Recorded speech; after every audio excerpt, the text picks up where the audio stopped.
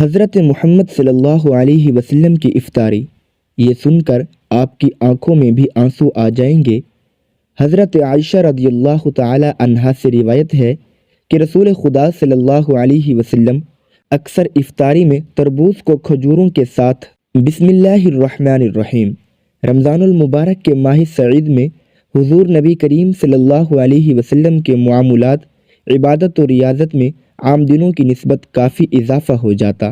اس مہینے میں اللہ تعالیٰ کی خشیت اور محبت اپنے عروج پر ہوتی۔ اس شوق اور محبت میں آپ صلی اللہ علیہ وسلم راتوں کے قیام کو بھی بڑھا دیتے۔ حضور نبی کریم صلی اللہ علیہ وسلم کے انہی معاملات کا ذکر کیا جاتا ہے تاکہ ہم بھی حضور نبی کریم صلی اللہ علیہ وسلم کے اسوہ پر عمل کر کے اس مہینے کی برکتوں اور سعادتوں کو لوٹ سکیں۔ حضور نبی کریم صلی اللہ علیہ وسلم رمضان المبارک سے اتنی زیادہ محبت فرمایا کرتے تھے کہ اس کے پانی کی دعا کیا کرتے تھے، اور رمضان المبارک کا اہتمام ماہ شعبان میں ہی روزوں کی کثرت کے ساتھ ہو جاتا تھا۔ حضور نبی کریم صلی اللہ علیہ وسلم اس مبارک مہینے کا خوش آمدید کہہ کر اس کا استقبال کرتے تھے۔ حضور نبی کریم صلی اللہ علیہ وسلم نے سوالیہ انداز کے ذریعے صحابہ کرام سے رمضان المبارک کے استقبال کے بارے میں پوچھ کر اس مہینے کی برکت کو مزید واضح کیا۔ جب رمضان المبارک کا مہینہ آتا تو حضور نبی کریم صلی اللہ علیہ وسلم صحابہ کرام سے دریافت کرتے، تم کس کا استقبال کر رہے ہو اور تمہارا کون استقبال کر رہا ہے؟ یہ الفاظ آپ نے 3 دفعہ فرمائے۔ اس پر حضرت عمر رضی اللہ تعالی عنہ نے عرض کیا، یا رسول اللہ صلی اللہ علیہ وسلم، کیا کوئی وحی اترنے والی ہے یا کسی دشمن سے جنگ ہونے والی ہے؟ حضور صلی اللہ علیہ وسلم نے فرمایا، نہیں، ایسی کوئی بات نہیں ہے۔ پھر آپ صلی اللہ علیہ وسلم نے فرمایا، تم رمضان کا استقبال کر رہے ہو جس کی پہلی رات تمام اہل قبلہ کو معاف کر دیا جاتا ہے۔ ام المؤمنین حضرت عائشہ رضی اللہ تعالی عنہا یہ بتا رہی ہیں کہ حمزہ بن عمر اسلمی رضی اللہ تعالی عنہ نے آپ صلی اللہ علیہ وسلم سے پوچھا کہ کیا میں سفر میں روزے رکھوں؟ آپ صلی اللہ علیہ وسلم نے انہیں اختیار دیا کہ اگر چاہو تو روزہ رکھو اور اگر چاہو تو روزہ نہ رکھو۔ یہاں پر روزے سے مراد فرض روزہ ہے، اس لیے کہ آپ صلی اللہ علیہ وسلم کا فرمان ہے کہ یہ اللہ کی طرف سے رخصت ہے۔ اس سے معلوم ہوتا ہے کہ حمزہ رضی اللہ تعالی عنہ کا یہ سوال فرض روزوں کے بارے میں تھا۔ اس کی دلیل ابو داؤد کی روایت کردہ یہ حدیث ہے کہ حمزہ بن عمر اسلمی رضی اللہ تعالی عنہ نے پوچھا، اے اللہ کے رسول صلی اللہ علیہ وسلم، میں صاحب سواری ہوں جسے میں استعمال میں لاتا ہوں، کبھی اس پر خود سفر کرتا ہوں اور کبھی اسے کرائے پر دیتا ہوں، اور بسا اوقات دوران سفر یہ مہینہ یعنی رمضان آ جاتا ہے اور میں روزے رکھنے کی طاقت رکھتا ہوں۔ الحدیث اس بات کا بھی احتمال ہے یہ سوال مطلق روزہ رکھنے کے بارے میں تھا، چاہے وہ واجب ہو یا نفل، کیونکہ حضرت عائشہ رضی اللہ تعالی عنہا کا قول ہے اور وہ بہت زیادہ روزے رکھنے والے تھے۔ اس سے یہ واضح ہوتا ہے کہ سفر میں روزہ نہ رکھنے کی اجازت ہے۔ جس نے رخصت کو لے لیا اس نے درست کیا، اور جس نے روزہ رکھا اس کے لیے یہ جائز ہے اور اس کے روزے کو واجب کا ادا کرنے والا سمجھا جائے گا۔ ناظرین، اللہ کے پیارے نبی حضرت محمد مصطفیٰ صلی اللہ علیہ وسلم نے اپنی حیات زندگی میں 9 رمضان دیکھے ہیں، یعنی کہ 9 رمضان گزارے ہیں۔ 10ویں رمضان کے شروع ہونے سے پہلے آپ اس دنیا سے پردہ فرما گئے، یعنی کہ آپ اللہ کے پاس تشریف لے گئے۔ اس طرح سے آپ نے اپنی زندگی میں روزے فرض ہونے سے وفات تک 9 رمضان گزارے ہیں۔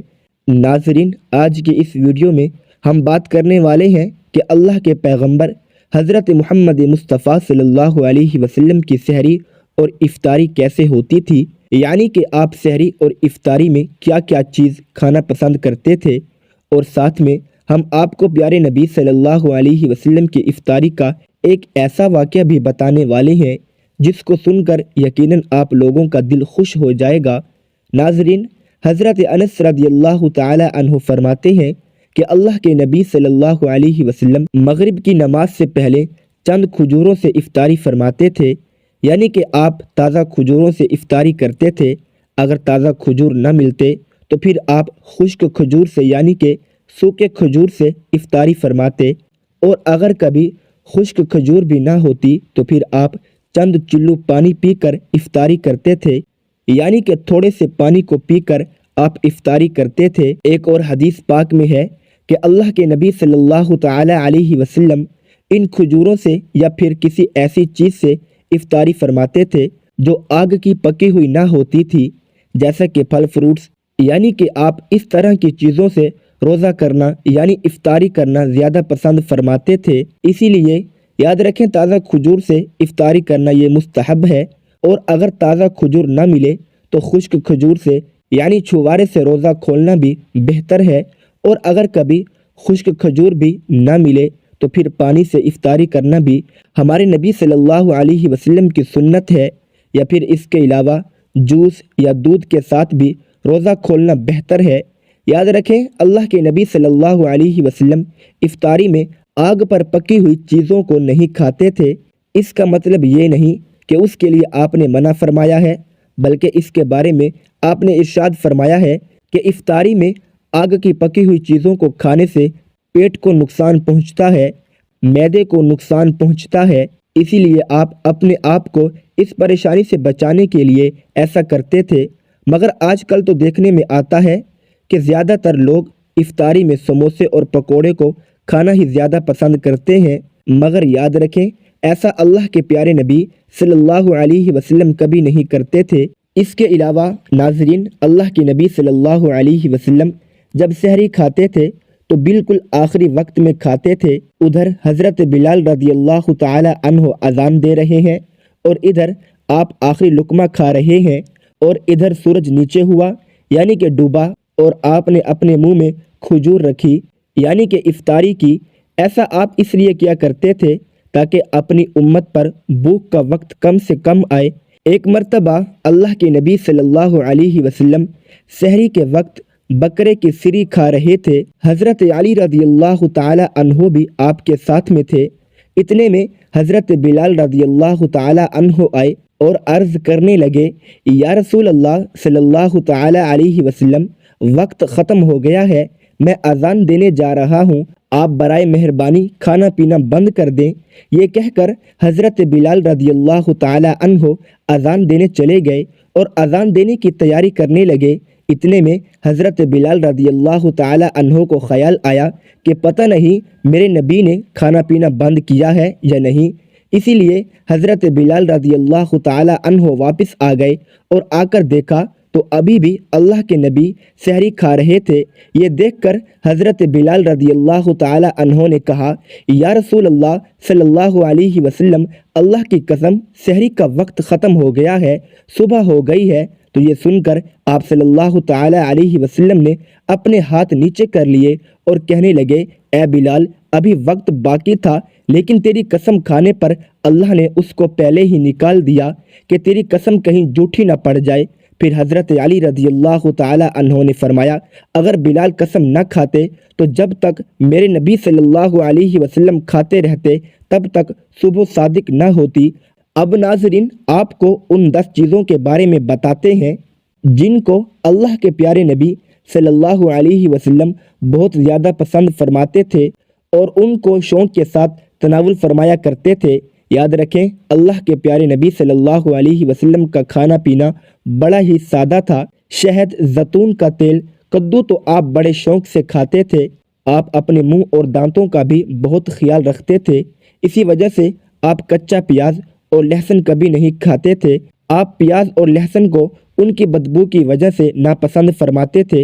याद रखें, अल्लाह के रसूल सल्लल्लाहु ताला अलैहि वसल्लम को अगर कोई चीज़ या खाना पीना पसंद न होता तो आप उसको छोड़ देते थे। खाना यानी कि उसको नहीं खाते थे, मगर उस चीज़ को आप बुरा भी नहीं कहते थे। हदीस पाक में है कि अल्लाह के नबी सल्लल्लाहु ताला अलैहि वसल्लम की आदत मुबारक थी कि आपको जिस किस्म का भी खाना मिल जाता था आप उसको तनावुल फरमा लेते थे, यानी कि आप वो तमाम खाने जो खुदा ने हलाल किए हैं उसको तनावुल फरमा लेते थे। मगर ये 10 चीज़ें अल्लाह के नबी को बहुत ज़्यादा पसंद थी, इनको आप बड़े ही शौक़ के साथ तनावुल फरमाते थे। नंबर 1, खजूर। नाज़रीन, अल्लाह के प्यारे नबी हज़रत मोहम्मद सल्लल्लाहु अलैहि वसल्लम को खजूर सबसे ज़्यादा पसंद थी। آپ چند کھجوروں سے افطاری فرماتے تھے، یعنی کہ تازہ کھجوروں سے آپ افطاری کرتے تھے۔ اگر تازہ کھجور نہ ملتی تو پھر آپ خشک کھجور سے افطاری کرتے تھے، اور اگر خشک کھجور بھی نہ ملتی تو پھر آپ پانی سے افطاری کرتے تھے۔ کھجوروں میں سب سے زیادہ آپ کو عجوا کھجور سب سے زیادہ پسند تھی۔ آپ صلی اللہ علیہ وسلم نے فرمایا کہ جس گھر میں کھجور ہوتی ہیں اس گھر میں کبھی بھی فاقہ نہیں ہوتا۔ نمبر 2، انگور۔ ناظرین، اللہ کے پیارے نبی حضرت محمد صلی اللہ علیہ وسلم کو انگور کھانا بھی بہت پسند تھا، یعنی کہ آپ انگوروں کو بڑے ہی شوق کے ساتھ کھاتے تھے، کیونکہ انسانی صحت کے لیے بھی ایک یہ بہت ہی فائدہ مند پھل ہے۔ نمبر 3، انار۔ ناظرین، پیارے نبی صلی اللہ علیہ وسلم کو انار کھانا بھی بہت زیادہ پسند تھا۔ آپ انار کو بھی بڑے شوق کے ساتھ کھاتے تھے۔ آپ صلی اللہ علیہ وسلم نے فرمایا کہ انار جنت کے پھلوں میں سے ایک پھل ہے۔ نمبر 4، انجیر۔ ناظرین، اللہ کے نبی حضرت محمد صلی اللہ علیہ وسلم کی پسندیدہ غذاؤں میں سے ایک غذا انجیر بھی ہے۔ آپ صلی اللہ علیہ وسلم نے فرمایا کہ انجیر بھی جنت کے پھلوں میں سے ایک پھل ہے، کیونکہ جنت میں جتنے بھی پھل ہوں گے وہ انجیر کی طرح ہوں گے۔ ان میں انجیر کی طرح نہ کوئی چھلکا ہوگا اور نہ ہی کوئی گٹھلی ہوگی۔ اس کے علاوہ آپ صلی اللہ علیہ وسلم نے فرمایا کہ انجیر کا پھل کئی طرح کی بیماریوں کو بھی روکتا ہے۔ نمبر 5، تربوز۔ ناظرین، اللہ کے نبی حضرت محمد صلی اللہ علیہ وسلم کو افطاری میں تربوز بھی بہت زیادہ پسند تھا۔ آپ اکثر تربوز کو کھجوروں کے ساتھ ملا کر کھاتے تھے۔ حضرت عائشہ رضی اللہ تعالی عنہا سے روایت ہے کہ رسول خدا صلی اللہ علیہ وسلم اکثر تربوز کو کھجوروں کے ساتھ ملا کر کھاتے تھے۔ نمبر 6، دودھ۔